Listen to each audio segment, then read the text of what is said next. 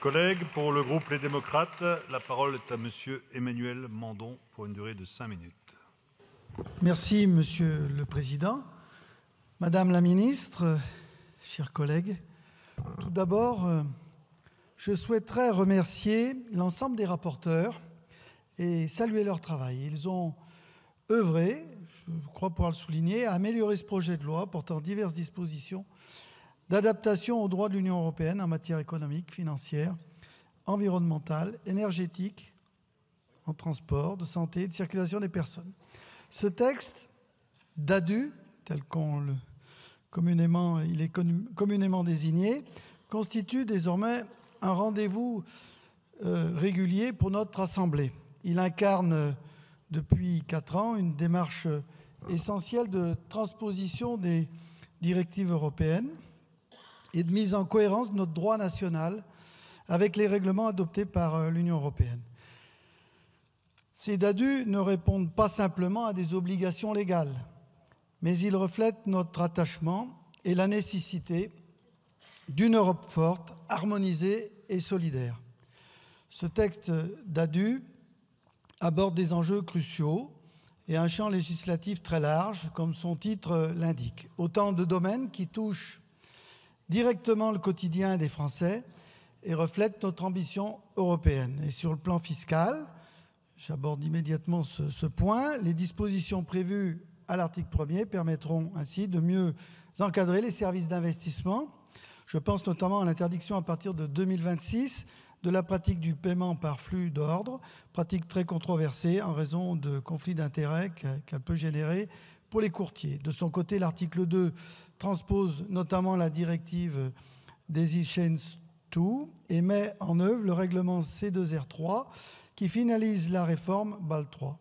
Ces paquets de mesures permettront de disposer d'un cadre macro-prudentiel renforcé en matière de défaillance bancaire en corrigeant certaines lacunes révélées par la dernière crise financière mondiale. Enfin, alors que notre pays a été le premier État membre à transposer la directive CSRD, les articles 7 à 12 de ce texte apportent différents ajustements techniques et clarifications nécessaires attendus par les acteurs économiques pour assurer la bonne implémentation de cette réforme d'ampleur.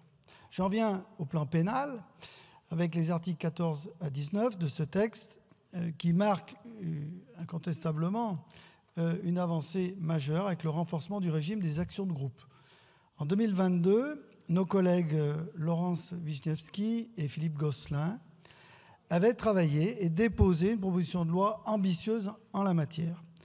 Aujourd'hui, nous avons la satisfaction, au groupe démocrate, de relever que ces mesures ont pu être reprises en commission par voie d'amendement. Ces dispositions visent, je le souligne, à instaurer un régime universel des actions de groupe applicables à tous les domaines et à tous les types de préjudices.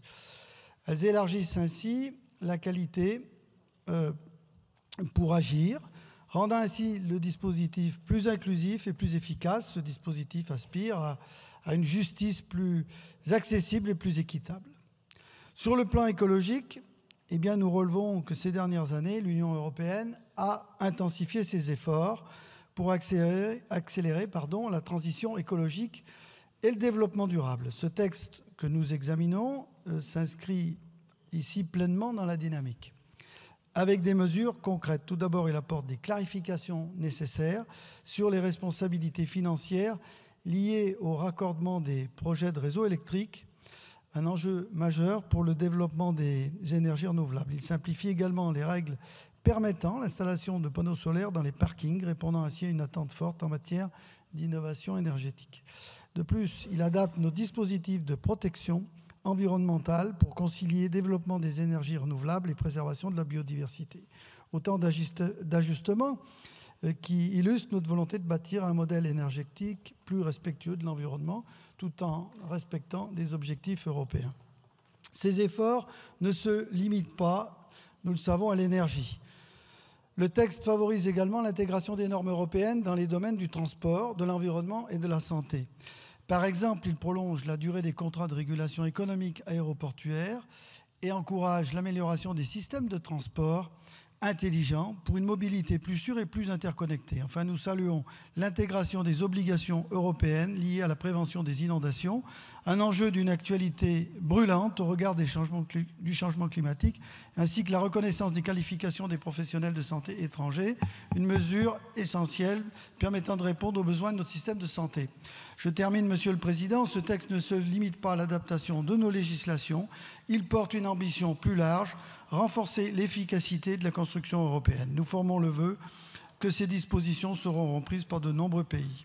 Vous l'aurez compris, le groupe Les Démocrates soutient pleinement ce texte, tout à la fois outil d'adaptation, outil de modernisation et d'harmonisation. Je vous remercie.